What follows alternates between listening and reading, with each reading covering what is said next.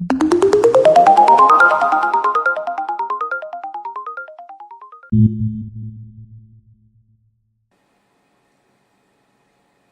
there, and welcome to another episode of On the Case. And today, I'm on the case of Theresa May and the reasons for this snap election. Take a look, and you'll see that this election is nothing more than a narcissistic endeavour. And how did we get to this? Well, first of all, there's the impact of the vote for Brexit and the UKIP effect on the 2015 election. UKIP are a party with a very specific and very narrow purview. Basically, we don't want to be a part of Europe and we don't want foreign people moving here. But UKIP are a spent force, especially without Farage and post-Brexit. Now that we're leaving Europe, what's the point in UKIP? Why vote UKIP when you can vote Conservatives with a hard Brexit mentality? So why is Theresa May going for a hard Brexit? After all, that's not what she was campaigning for, nor what we voted for. Leaving the customs union wasn't even proposed as a part of the Leave campaign. So why a hard Brexit? I'm quite convinced that a hard Brexit is a Tory ploy to get back those ex-Tory Eurosceptic voters who had defected the UKIP cause over the last decade. It also feeds into the second reason for a snap election. In the last election, the Tory majority was only 17 seats. That slim majority meant that it was very difficult for the Conservatives to force Tory policies through Parliament, because if that policy is unpopular enough, it only takes 18 Tory MPs to abstain or vote against a policy, and that proposed law cannot be carried.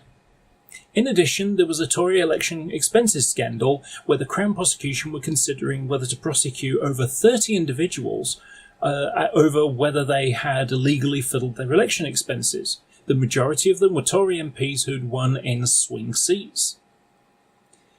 If these politicians were taken to court and found guilty, then there would almost certainly have been by-elections for those seats, and the rivals would justifiably be able to say, well, how can you trust them? Look at how they're cheated on their expenses.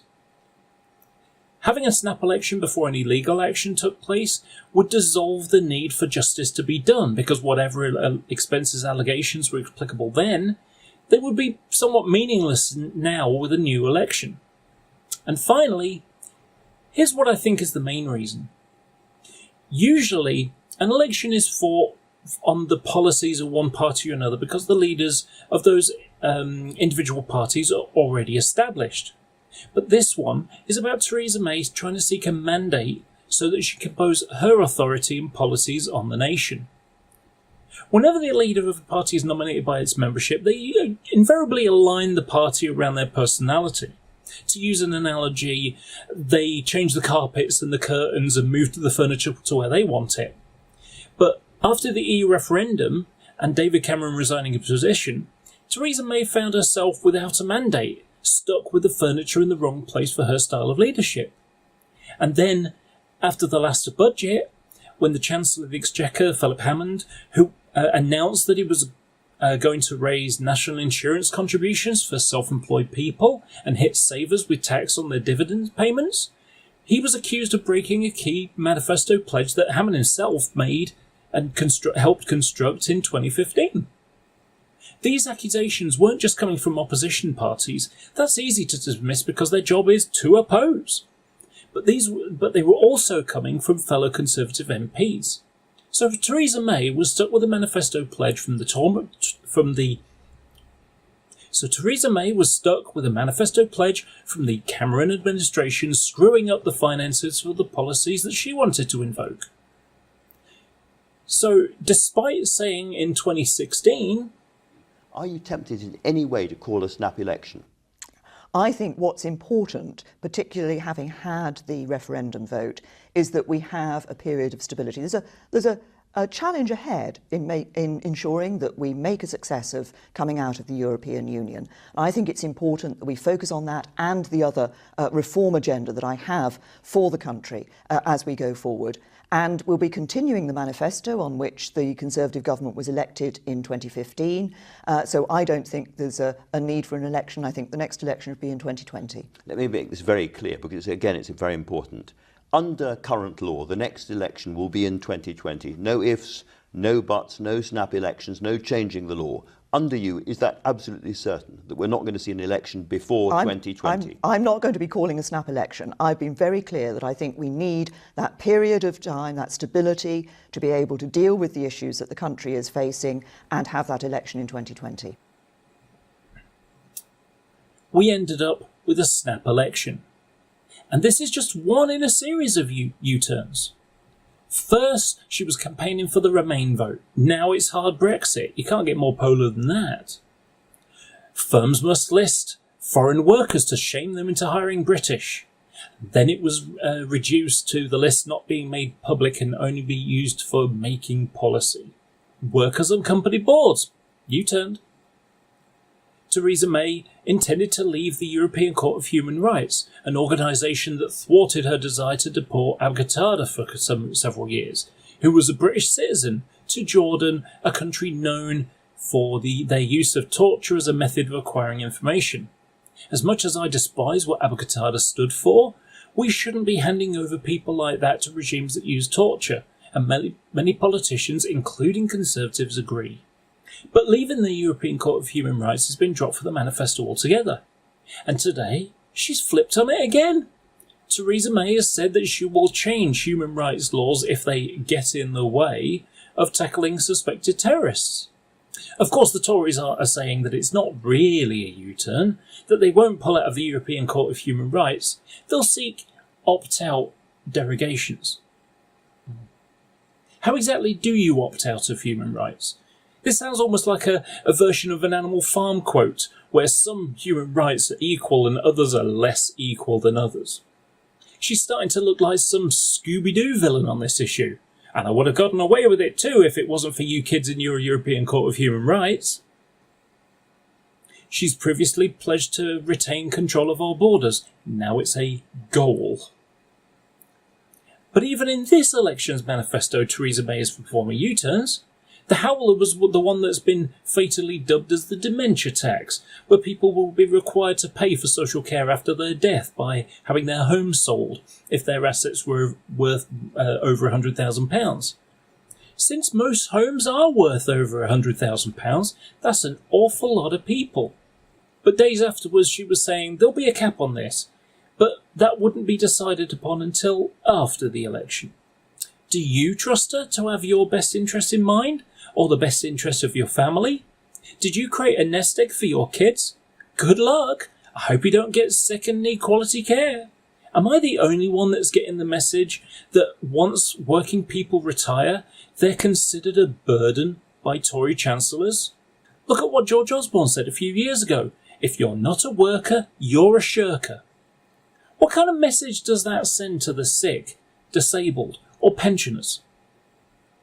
In the last budget, one of the policies was to stop working tax credits if you have more than 2 kids. Unless a woman can prove she wasn't raped, of course. We have a party that is making poor families think that abortion is a way to avoid having children that they can't afford. This is such short-term thinking. That 3rd or 4th child in 18 years' time will be generating the taxes for the government. And with an ageing population, we need that generation to help support their grandparents' generation as they reach the end of their working lives. This is why Labour want to get rid of tuition fees, because the university graduates tend to find jobs where they pay higher taxes, a cyclical system paying towards the next generation. But here's another problem with current policy.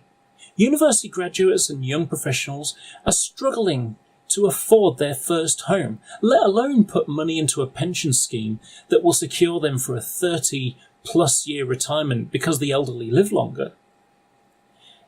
That can only be achieved through cheap and social housing. But the Tories aren't investing in low-cost and social housing. Most property that has been built since 2010 has been expensive flats in cities in central London, often on land where ex-council properties once stood, and where the poor and low-income people are being told, sorry, you're too poor to live in London now. So they're having to commute from 10 miles out of the city to get work in low-paid jobs. But this is also backwards thinking. Who flips the burgers and hands coffee to the bankers and the industry high flyers in the capital? It's the young people on low incomes on their first jobs. For a city to function, you need to have a combination of low-cost housing and social housing for those cities. But Theresa May doesn't care about that. She only wants to attract the Chinese investors that will use foreign money to build expensive new apartments that often cost in excess of £250,000. And honestly, she doesn't care about you and I. In my region, many people are against fracking, and when Lancashire County Council refused planning permission on pollution grounds, the Tories overrode the council's authority and forced them into allowing fracking to happen. Why? Because they gain more tax revenue from fracking within the UK than they do from foreign gas supplies. If you're going to have policies, you've got to think it through first, and with a long-term goal, not limit it to the next election. When Corbyn was asked whether he would go to war, he said he'd have to think it through and then decide whether to do so. Well, I agree. If you're going to make a tough decision, you think it through, weighing the positives and the negatives with a mind on the consequences of making the wrong decision. I would rather have someone using a rational, reasoned decision than act on gut instinct. When asked about the nuclear deterrent, I think his answers were fine. While he himself is against nuclear weapons and would like to see them consigned to history, he's following the party line. When voting took place at the Labour Party conference, the party decided to go with a Trident replacement and keep the nuclear deterrent, and he's following that decision, whatever his personal position on the matter. Likewise, his position on the monarchy is at odds with the position of the party. Is that weak leadership, or is that going with the will of the people in the party which he represents? Theresa May has tried to accuse Jeremy Corbyn of pandering to terrorist organisations by talking with them. I think the opposite is the case. When you have two groups that are at war with each other, whether it's an ideological war or there's actual bullets flying, nothing can ever be achieved unless one of those groups carries out a genocide against the other, or they try to talk to each other to reach an agreement. I remember being utterly amazed when I watched a documentary about the Good Friday Agreement in Northern Ireland and how Ian Paisley and Martin McGuinness had never actually spoken to each other until the day they signed the agreement. That agreement was reached by having a building with one faction in one room and across the hall in another room, the other faction. And how they were negotiators who were writing responses from one faction on a piece of paper and literally taking it across the hall to give the other faction and bringing back the feedback. This was an incredibly inefficient form of negotiation, but it worked. And that's how peace is forged, by two parties sitting down and hammering out an agreement. And sometimes it takes a third party who is willing to act as an anchor. And it doesn't matter whether it's the UN or a well-meaning UK politician that's eager to prevent further violence. If Corbyn had succeeded, he would have been hailed as a peacemaker. Because the opposing groups couldn't come together and make a deal, he's pandering to terrorists. But Theresa May only attacks Corbyn personally because she's trying to create a leadership battle. Despite the strong and stable meme, I think that Theresa May is the weakest and most evasive leaders I've ever seen in this country. We have 1.5 million people pushed into poverty in recent years, where it's not just the poorest people that are going cap in hand to a food bank. When we have one of the richest economies in the world, but have qualified nurses going to a food bank, things have gone very wrong. Since Theresa May took office, she has cut MI5 by 5%, cut the Security Intelligence Service by 5%, cut GCHQ by 5%. And since she was Home Secretary until now, she's seen to it that we have 20,000 less police officers. A couple of years ago, the Police Federation said they needed more armed officers. And she accused them of scaremongering because crime was coming down despite the cuts. This last 2 weeks, we've seen 2 terrorist incidents, and despite citizens reporting the culprits to the police, this intelligence has not been given the attention it required. Why? Is it because, thanks to the cuts, the police and intelligence community are having to ignore potential threats because they don't have the resources to monitor all of them? How many more terrorist incidents will happen because there aren't enough personnel to watch the ones that aren't the priority? And now, are we going to lose the freedom to protect our private information because having new legislation to spy on everyone is cheaper than actual intelligence conducted by the police, MI5, GCHQ, and the intelligence community? I could go on for much, much longer, but I'm going to focus on one last thing. Look at how Theresa May has absolutely refused to take part in debate with political leaders. Worse than that, she even sent the Home Secretary Amber Rudd 2 days after the death of her father. Poor Amber. I'm pretty sure that she'll have had more on her mind than to prepare for a political grilling in the shoes of her party leader. I think it's because she wanders around the country attacking the opposition and preaching to a choir of sycophants at carefully managed Tory rallies, rather than be confronted by unknown normal people on the street who might ask awkward questions like, how will you play for your pledges, and what are your plans in the Brexit negotiation? It was so bad that at first journalists were required to write their questions in advance, or they wouldn't be allowed to ask questions at all. Well, that's a unique way of avoiding answering difficult questions, isn't it?